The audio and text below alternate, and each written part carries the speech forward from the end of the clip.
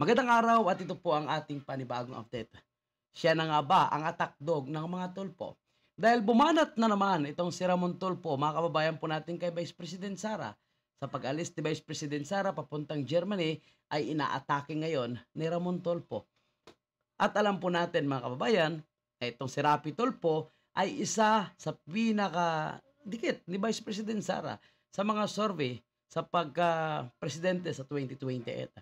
Kaya ako, parang nakikita ko na talagang inaatake ni Ramon Tulfo itong si Vice President Sara dahil posible siya po ang ginagamit na attack dog. Imbes na directly na si Rapi Tulfo ang magsasalita o kaya si Erwin Tulfo, alam natin na dikit ng mga tambaluslos, ito po ang umaatake, si Ramon Tulfo, ang matanda nilang kapatid. Imagine mo, binabanatan niya itong pag-alis ni Vice President Sara papuntang Germany. Sinasabi niya na wala na daw lusot. Bakit ba? 'Di ba? Umalis man si Vice President Sara, pero yung kanyang tulong bago pa man umatake itong si Karina ay nakahanda na po. Dahil alam nila na malakas ang bagyong ito at posibleng magdulot ng baha, ay inihanda na ito ng Office of the Vice President. At ang kanilang pag-alis ay matagal na ito bago pa nagkaroon umano ng forecast na magkaroon ng bagyong Karina. At dahil wala naman siyang trabaho, natapos niya na ang kanyang trabaho, bago siya umalis, pinaspasan niya na, wala na siyang kailangan dito.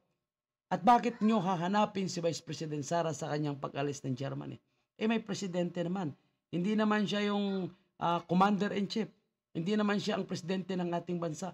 Wala naman siya trabaho. Bakit hindi siya magpapahinga? 'Di ba?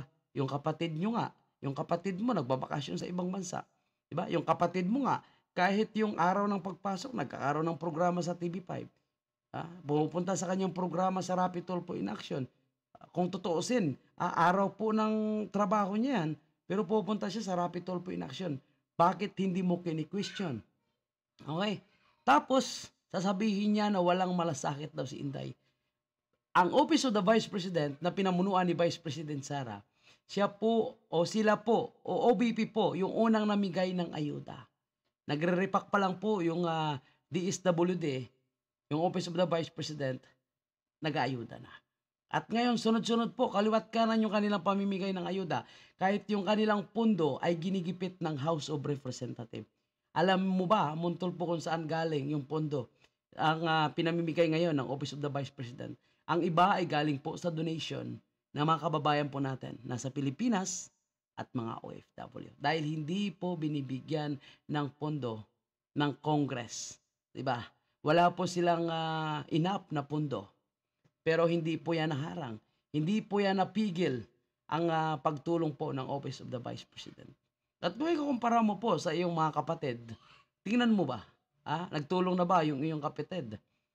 Nasaan ba ang iyong kapatid? Bakit yan ang hindi mo hinahanap? Bakit yan ang hindi mo tanungin?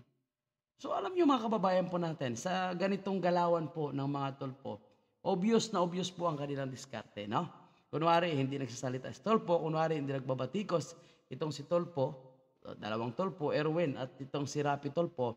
Pero obviously, dahil sa ginagawa ni Ramon Tulfo, kita na po natin ang kanilang effort na sirain po itong si Vice President Sara. Parang nagkakaisa na po sila ng mga tambaloslos.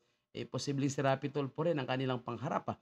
Kasi kung si tambaloslos, ikita naman po natin na mahina po sa survey at hindi nga po halos makakuha ng 1%. Ngunit ang naging kadakit lang ni Vice President Sara ay walang iba kundi itong si Rapi Tulfo.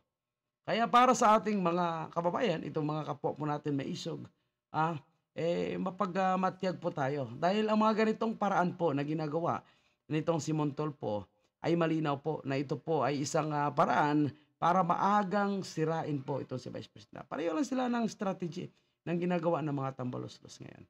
Di ba mga kababayan natin? Okay, so yan lang po at ingat po kayo mga kababayan po natin. Hindi po sila magtatagumpay sa kanilang paninira sa taong nagtatrabaho ng maayos at tama at hindi po ginagamit ang salitang pobre para sumikat at makilala.